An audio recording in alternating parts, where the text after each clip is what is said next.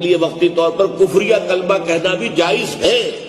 حضرت سمیہ اور حضرت یاسر انہوں نے کوئی کلمہ کفر کہنے سے انکار کر دیا اور ابو جہل نے انہیں شہید کر دیا۔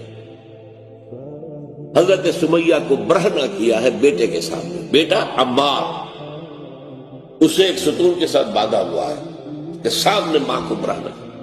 اس نے آنکھوں پہ ہاتھ رکھے، کہا اس نے، ابو جہل نے تنگ آ گیا جب تو تکلیف ہو سکتی دے رہا ہے، اچھا ایک دفعہ تم کلمہ کفر کہہ دو، تم کہہ دو یہ کہ ہاں تمہارے بتوں میں بھی کچھ حقیقت ہے، اور ایک چھوٹی سی کوئی مورتی تھی اس کے ہاتھ میں وہ سامنے رکھی، حضرت سمیہ نے اس پر تھوک دیا، شہید کر دیا۔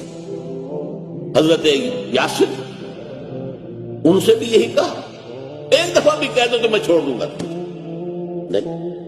لیکن بیٹا جو تھا، اب دیکھیے بوڑھوں نے برداشت کیا، جوان بیٹا عمار وہ برداشت نہیں کر سکتا، اس نے کلمہ کفر کہہ کے جان بچا لی۔ لیکن پھر اتنا صدمہ ہوا کہ اپنے آپ کو ایک ستون سے باندھ لیا کہ جب تک حضور آ کر نہیں کھولیں گے میں اب یہیں پر اپنی جان دے دوں۔ حضور کو اطلاع ہوئی، تشریف لائے کہ ٹھیک ہے، تم نے جو کیا، جو تمہارے والدین نے کیا وہ تو بہت بلند رتبہ ہے، وہ تو بہت دور چلے گئے کامیابی میں، تم نے جو کچھ کیا اس کی بھی اجازت ہے شریعت میں، یہ رخصت ہے، جان بچانے کے لیے کلمہ کفر کہا جا سکتا ہے، اور یہ سورہ بقرہ کے اندر موجود ہے۔